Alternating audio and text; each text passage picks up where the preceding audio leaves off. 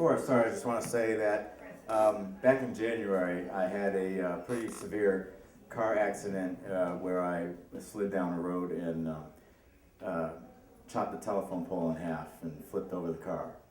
And I thought that was it. It was the day after my 50th birthday. And so one of my bucket list things was to get up in front of an audience and, speak, right?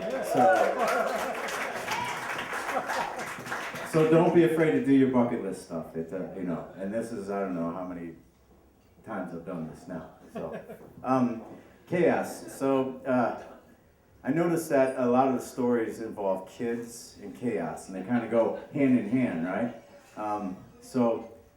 This story is kind of like that, but from an insider's view. Because when you're boys and you have nothing to do, you love to create chaos. That's your life's goal. And really, even with the teaching, teaching is taking a group of immature young people, guiding them towards a goal, all the while that they are actively resisting you. So I grew up in the suburbs, and on summer nights, it wasn't like it is now, where kids have all these functions and activities. They should just get the hell out of the house, don't come back until the streetlights go on, and when they go on, make sure they're on for a long time before you go back to the house. So you have nothing to do, so you band up together with the neighborhood kids, and then you decide what you're going to do and what kind of chaos you're going to create. And it's great when somebody else is the originator, because you can always point to that person and say, look, it was his idea. It wasn't my idea to string the dummy from the light pole and drop it down in front of the car. It was his idea. I just helped out a little bit with the pulley. Our favorite TV movie, or the favorite movie at the time, was Animal House. And we absolutely adored all the pranks in Animal House, and we thought, well, this is the greatest way to live your life, is become a brother in a fraternity and pull all these pranks, and we're going to grow up and do that. Well, we find out that the high school homecoming parade route is slated to go down our street.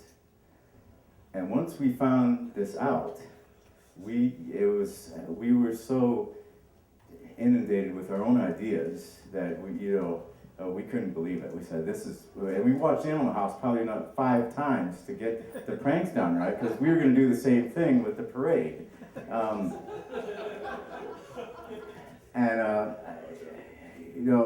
My sister was in the band, but she wasn't.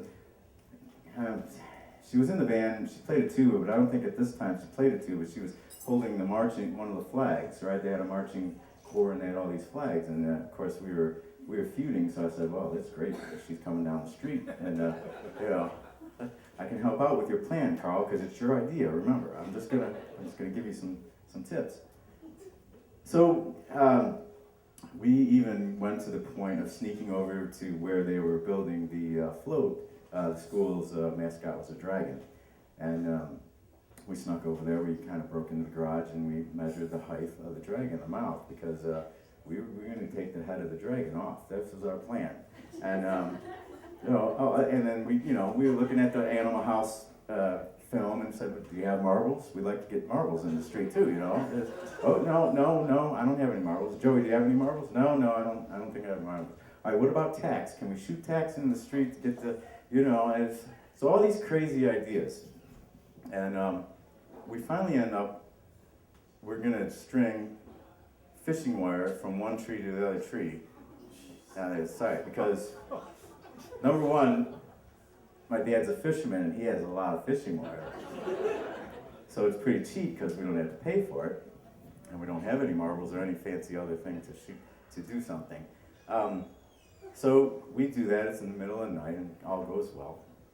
Next day the parade's come down our street, and the first people in the parade is my sister with the marching flags. And the fishing wires we measured it pretty good, the height of it, and they go underneath the wire, and they're like this. The fishing wire catches the tops of almost everyone's. They're in disarray. It's like Animal House when the band comes into the alley and gets kind of turned up. That's them. They're all over the place like this. They don't know what's going on, and we are like sort of semi-hidden, but just busting out in laughter. And they hit the first one, but they didn't hit all of them, and the dragon is coming down the street, because they kind of recovered and went under. They didn't know what the hell was going on, but they kind of trying to recover and move down the street, because the rest of the people are going, what are you doing? You know, they didn't realize that the warriors, and they're coming up, what's wrong with you flag holders? And so it is the thing is right at the dragon's mouth, and we're like, this is the great, this is going to be the greatest thing since sliced bread. It's going to catch right in the dragon's mouth and rip the head off, and we will have met our goal. And so there was a lot of chaos going on, and people were pointing fingers at each other and everything like that. And we got right to the point. It was right there, and they stopped the parade. And then someone was going up there, and they brought out some cutters. They were cutting all the wire. But we did stop the parade for like a couple hours. They pretty much knew it was us, and cheerleaders were giving us, very, very dirty looks, and everyone else was pretty mad. And needless to say, the parade never went down my street again after that.